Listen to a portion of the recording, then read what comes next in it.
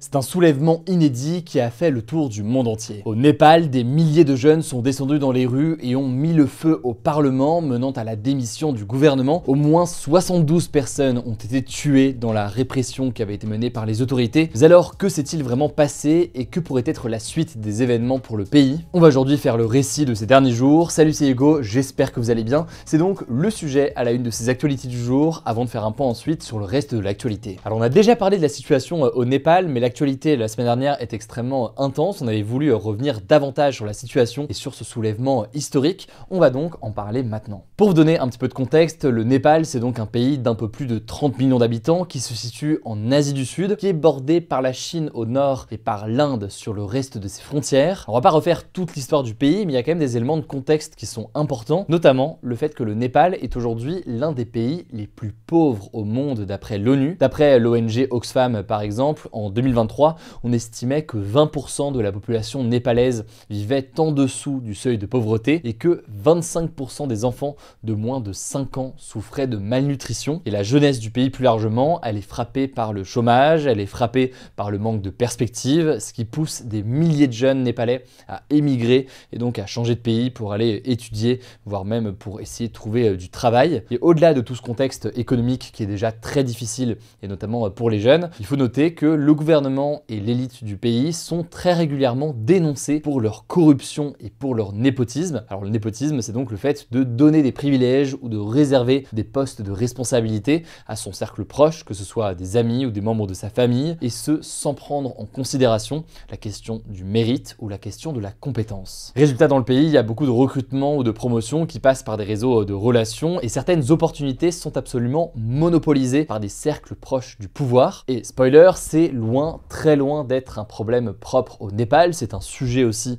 y compris en France. Mais au Népal, ça a alimenté un véritable sentiment d'injustice au sein de la population vis-à-vis des élites et du pouvoir. Et c'est donc dans ce contexte-là qu'un hashtag a été créé sur les réseaux sociaux. Le hashtag, c'est NepoBabies. L'objectif, c'était de dénoncer, ou en tout cas de mettre en parallèle la vie luxueuse des enfants de personnalités politiques népalaises, un train de vie du coup rendu possible grâce à ses liens familiaux et ses liens avec le pouvoir, en contraste donc avec la réalité économique et précaire d'une très grande partie du pays. Mais alors, comment est-on passé de cette colère et de cette tendance sur les réseaux sociaux aux manifestations d'ampleur qu'on a vues ces derniers jours? Bien en fait, rapidement, ce hashtag, c'est devenu un véritable mouvement. On a commencé à parler dans les médias notamment d'une protestation de la génération Z. Alors génération Z, qu'est-ce que c'est? Ce serait la génération née entre la fin des années 90 et la fin des années 2000. Moi par exemple, je suis né en 97, je serais au tout début, on va dire, de la génération Z.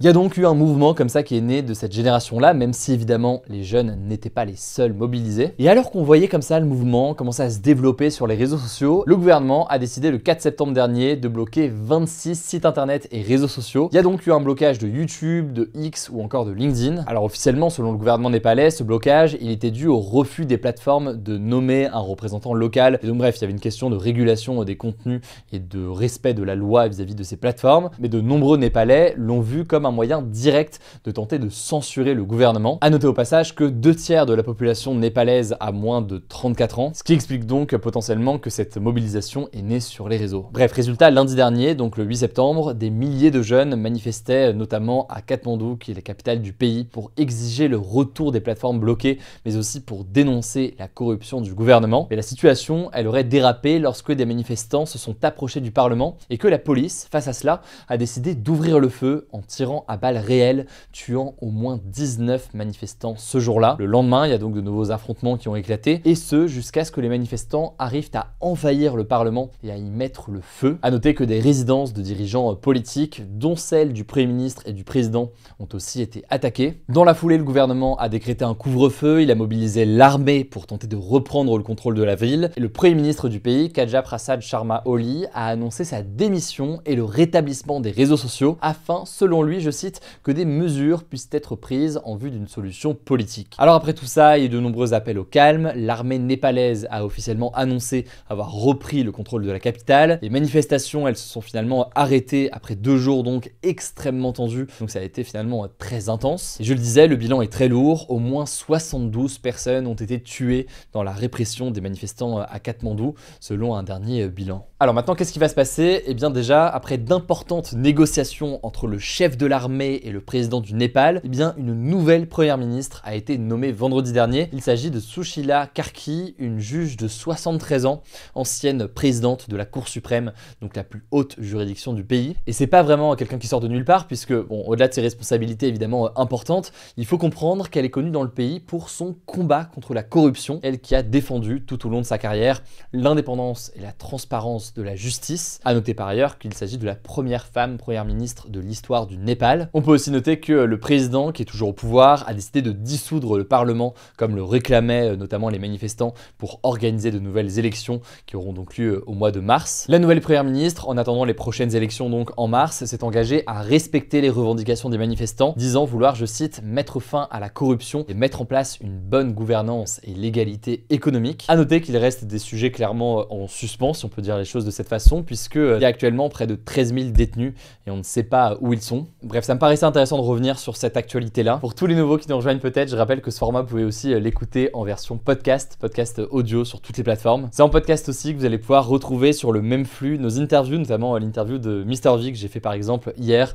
ou encore les actualités culturelles. Allez, je vous laisse avec Blanche pour les actualités en bref et je reviens juste après. Merci Hugo et bonjour à tous. On commence avec cette actu. La Roumanie, qui est membre de l'OTAN, cette alliance politico-militaire de pays occidentaux, a affirmé ce samedi que son espace aérien avait été violé par un drone lors d'une attaque russe contre des infrastructures en Ukraine. Selon le ministère de la Défense roumain, le drone n'a pas constitué une menace imminente pour la sécurité de la population. Mais la Roumanie a convoqué ce dimanche l'ambassadeur de Russie pour dénoncer un vol, je cite, inacceptable et irresponsable. Côté russe, l'ambassade a affirmé qu'il s'agissait d'une provocation délibérée de l'Ukraine visant à entraîner les autres pays européens dans une aventure militaire dangereuse contre la Fédération de Russie. Cette affaire, elle intervient quelques jours après le passage de 19 drones militaires russes dans l'espace aérien polonais. Il s'agit de la violation la plus grave de l'espace aérien de l'OTAN depuis le début de l'invasion à grande échelle de l'Ukraine par la Russie en février 2022. De son côté, la Russie avait nié toute intention de viser le territoire polonais. En tout cas, ce samedi, la Pologne et l'OTAN ont temporairement déployé des hélicoptères et des avions de combat et la Pologne est en état d'alerte. On continuera à suivre tout ça. Deuxième actu, plusieurs pays arabes et musulmans se sont réunis pour un sommet inédit ces dimanche et lundi à Doha, la capitale du Qatar. Ce sommet, il intervient moins d'une semaine après les bombardements israéliens de mardi dernier contre des membres du Hamas dans un immeuble de Doha. Cette attaque, qui a tué 6 personnes dont 5 membres du Hamas, a été vivement critiquée à l'international. On a eu l'occasion d'en parler dans la une de samedi. L'objectif de cette réunion, qui a réuni notamment l'Égypte, le Pakistan, l'Indonésie ou encore l'Iran, c'était d'adopter une résolution commune et de montrer, je cite, la large solidarité arabe et islamique avec l'État du Qatar face à l'agression lâche d'Israël, selon le porte-parole du ministère qatari des Affaires étrangères. À noter que ce dimanche, le Premier ministre du Qatar a appelé la communauté internationale à arrêter le 2 poids 2 mesures à l'égard d'Israël, appelant à sanctionner le pays. Troisième actu, en Turquie, au moins 50 000 personnes ont manifesté à Ankara, la capitale, pour soutenir le CHP, le principal parti d'opposition au président turc Recep Tayyip Erdogan. Ce rassemblement a eu lieu à la veille d'une audience organisée ce lundi et qui pourrait mener à la destitution par la justice de la direction du CHP qui est accusée de fraude électorale. Concrètement, la justice pourrait annuler les résultats du congrès du CHP qui a eu lieu en novembre 2023 et qui avait permis aux membres du parti d'élire leur nouveau dirigeant. À cette occasion, Özgür Özel avait pris la tête du parti, remplaçant l'ancien chef historique Kemal Kılıçdaroğlu qui a connu une série de défaites électorales. Mais si le tribunal invalide ce scrutin, Kemal Kılıçdaroğlu pourrait reprendre la tête du parti. Alors de son côté, le CHP rejette les accusations de fraude et accuse le gouvernement turc de vouloir l'affaiblir alors que le parti progresse dans les sondages. Lors des élections locales de 2024, le CHP a d'ailleurs remporté une large victoire face à l'AKP qui est le parti du président. Quatrième actu, la météo extrême de cet été va coûter 43 milliards d'euros à l'Union européenne et la France fait partie des pays les plus touchés avec l'Espagne et l'Italie. C'est ce qu'a conclu une étude d'économistes publiée ce lundi. Ce chiffre pourrait atteindre les 126 milliards d'euros d'ici 2029, toujours selon l'étude qui s'appuie notamment sur des données météorologiques et des modèles économiques d'estimation des dommages. Quand je parle de météo extrême, je parle de vagues de chaleur, de sécheresse ou encore d'inondations qui vont devenir plus fréquentes et plus intenses à cause du changement climatique. Et donc ces 43 millions d'euros, ça concerne par exemple la destruction de routes, d'immeubles ou de récoltes lors d'inondations, mais aussi des conséquences plus indirectes comme les pertes de production causées par le temps de reconstruction d'une usine, la diminution du temps passé au travail et l'efficacité des travailleurs à cause des vagues de chaleur. Les auteurs de l'étude estiment que ces chiffres sont sous-estimés car ils ne prennent pas en compte les effets cumulés. Par exemple, les vagues de chaleur et la sécheresse sont souvent concomitantes. Dans les effets cumulés, il y a aussi aussi certaines autres répercussions du changement climatique, comme les feux par exemple. 5e actu en France, 12 militants de l'aide à mourir, des membres de l'association Ultime Liberté, sont jugés à Paris à partir de ce lundi pour avoir aidé des personnes à se procurer des médicaments afin de mettre fin à leur jour. Concrètement, ces 12 prévenus, âgés de 74 à 89 ans, sont poursuivis pour avoir aidé des dizaines de personnes à acheter en ligne du pentobarbital, un médicament de synthèse qui entraîne une mort rapide et sans douleur. Les faits se sont déroulés entre août 2018 et novembre 2020. Les prévenus sont pour la plupart des professeurs à la retraite qui avaient un casier judiciaire vierge. Il faut savoir que l'association Ultime Liberté va plus loin que les autres associations pro-euthanasie traditionnelles. Elle milite pour un droit au suicide assisté sans condition médicale et donc pas seulement pour les personnes malades. Les prévenus risquent des peines liées à l'importation, l'acquisition et la détention illicite de barbiturique ainsi qu'à la complicité d'importation en contrebande de médicaments psychotropes. Ils peuvent être condamnés jusqu'à 2 ou 3 ans de prison et entre 30 000 et 45 000 euros d'amende. En tout cas, ce procès relance le débat sur l'euthanasie et le droit à mourir dans la dignité en France. Il doit durer jusqu'au 9 octobre. On vous tiendra au courant évidemment des peines. Et on termine avec cette actu culturelle. L'acteur de la série Adolescence, Owen Cooper, qui est âgé de 15 ans, est devenu le plus jeune acteur à remporter un Emmy Award, l'équivalent d'un Oscar mais pour la télévision. Adolescence, qui a remporté 8 trophées au total, raconte l'histoire d'un garçon de 13 ans accusé du meurtre d'une camarade. Il explore les thèmes de l'influence des réseaux sociaux et des discours masculinistes sur les jeunes garçons. La série a eu un tel retentissement qu'elle a poussé le Premier ministre britannique Keir Starmer à la faire diffuser gratuitement dans les écoles secondaires du Royaume-Uni pour sensibiliser les élèves aux dangers des réseaux sociaux. Sinon, autre record, la série The Studio d'Apple TV, qui raconte les coulisses d'Hollywood, a tout raflé avec 13 trophées, dont celui de la meilleure comédie. C'est un record pour une première saison dans la catégorie comédie. Merci beaucoup Blanche pour ces actualités. Alors je le disais, pour découvrir mes interviews, notamment l'interview de Mr V ou encore les actualités culturelles, rendez-vous sur notre flux de podcasts. Il est trouvable sur Spotify, Apple Podcasts, Deezer, toutes les plateformes. Vous tapez Hugo Décrypte, vous allez pouvoir le retrouver. Allez, prenez soin de vous, prenez soin de nos proches et puis on se dit à demain pour une nouvelle vidéo.